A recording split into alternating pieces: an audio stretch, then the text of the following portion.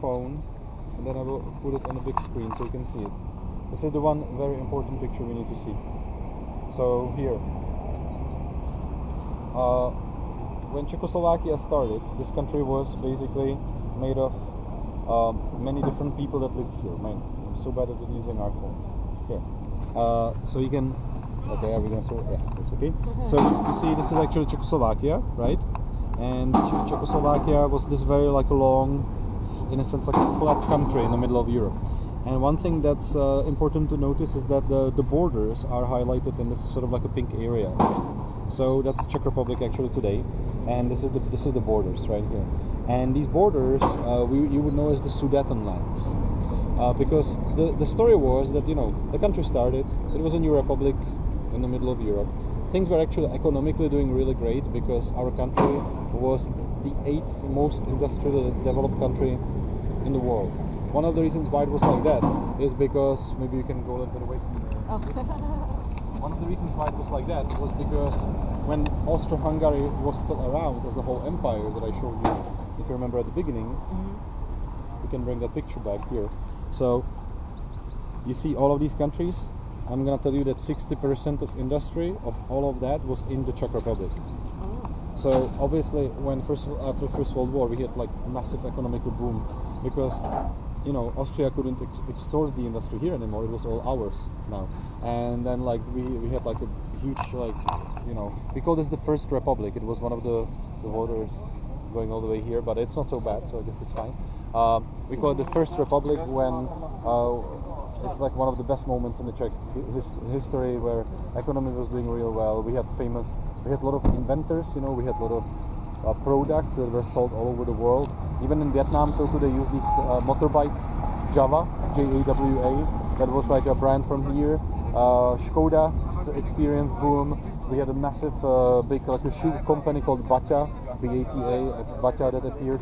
Yeah, you go to Italy, there on every corner, this shoe store. So basically, this was one of the best times in the Czech history. The problem was that we had a lot of many ethnic groups living here. So if you would look at it like percentage-wise, 50% of people that lived here were Czech, 15% were Slovak, and 25% were German. So more than Slovaks were actually the Germans that lived here. And this German ethnic group lived in the borders, so that's this like highlighted area again on the border. And this is where Hitler will come in with his master plan, because he's like, Germans live there, in Czechoslovakia. They are kind of concentrated more in like one area that's at the border, and I want that area. So maybe I can use the fact that there are Germans that live there and get them on my side. Which obviously, after the economical crisis in Europe started, which is in the end what fueled Hitler's success to get into power, right? We get the crash on Wall Street. 4 years later, Hitler is the leader of Germany, right? And actually, a lot of people in our country started to lose their jobs as well. They were, especially in the industrial sector, and the borders were very industrial. So when people lose their jobs, they start to get radical. They start to join, you know, because again, the government is not solving their problem. It is a weird cycle that's like there seems to be. Yeah, you still have to live. So they are like, well, you're not solving our problem. Hitler on the other side of the borders seems to know what he's doing. How we actually like him better than you. So they start to demand from Czechoslovakia that the borders of the country should get some autonomy or possibly separation and to be joined with Nazi Germany. The Czechoslovak government does not want to lose this territory, so they're like, no, this is like, you know, we're not going to just give up half of our country like that. And that creates like uprising in the borders, and this uprising will be suppressed by the police. Hitler will say that's aggression against the German population that lives in the borders, and he you know, brings his army to the borders of Czechoslovakia. And that's why if you come here,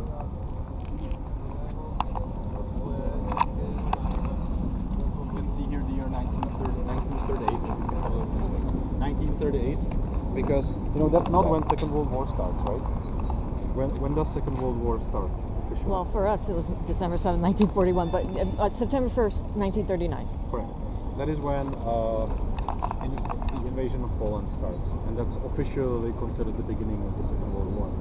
But here's a picture that I have for you that's from a year before. So September 1939, But this was a year Second World War. September 1938. You have a meeting here. I don't know if you can see much there. It's a small picture, but this is the table in Munich. You can see here Hitler next to Edouard Daladier from France, Neville Chamberlain from United Kingdom, and Benito Mussolini from Italy. And they are sitting at the table in Munich together because these countries, they don't want war. They want to solve this as peaceful as possible because they don't want to bring their countries into a military conflict. Why are they there in the first place? Why is UK and France there? It's because Czechoslovakia had a defense agreement with France, and France had a defense agreement with UK. So militarily they were obliged to come and help us. But at the moment when it looked like the war will start, Chamberlain was a big proponent of solving problems without any military conflict, make it as peaceful as possible. Because, well, first of all, most countries, and we can see it now, most countries in time of conflict or any time of like an economical struggle like this, people in the countries want, those people that were protesting on Wenceslas Square here, 70,000 people, they were saying first us then Ukrainians. We should first solve our problems and then help others, right? And that was exactly the same mindset people had back then. Britain was like, first we need to take care of ourselves. France was like, first we need to take care of ourselves, and then we can be helping some country like somewhere in the middle of, I don't know, nowhere, where who cares about Czechoslovakia, right? So they say, Hitler, what do you want? We don't want any war. He says, you guys have a military agreement with Czechoslovakia. A big problem for me. Can we do something about this? Because those borders of Czechoslovakia, there are German speakers that live there. I want it to be part of our territory, but you're in my way. And they say, well, do you promise that if we give you the borders of Czechoslovakia, those will be the last territory you will take? And will this save peace in Europe? Hitler says yes. So they say, okay, well, if you attack Czechoslovakian borders, it's not going to be act of aggression. You know, this is the real like special operation. You can do this one. You can do this if it's not a war. If it's a special operation, it's okay, right? So all these like statement, like they're always like defining things like verbally, or you know. So they say if you only take this part, it's okay. If it's this part, it's not okay anymore. We are not going to follow the defense agreements because it's not an act of aggression. Right? It's basically not an act of war. And Czechoslovakia, by the way, was not on that meeting. That's why you didn't see anybody from Czechoslovakia there. And that's why Czechoslovakia would call that about us, without us, or the Munich Betrayal, because at the moment when these agreements were supposed to start to come work, actually, they were complete like a useless piece of trash, basically. Yeah. So that is how Second World War started for us, and in a lot of ways it is similar to what is happening in Ukraine now, except for we didn't fight. Yeah. So when the borders were occupied, our president still had a chance to say, let's fight, but he didn't. A lot of people, a lot of old veterans from our country say we should have fought, because we actually had better tanks.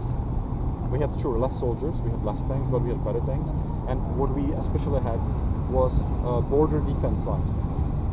Till today, like you go to Czech Republic border, it's mountains. You drive through mountains to get to this country. Those mountains were packed with bunkers.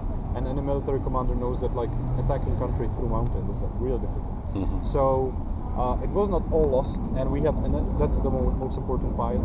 We had more ammunition than Germany. Like if we would fight a defensive war, we are looking at a few weeks of ammunition for Germany, a few months for Czechoslovakia, and that's very important ammunition in a defensive war. And they have to bring it. Yeah. The problem was there was one different situation for us. We had no support.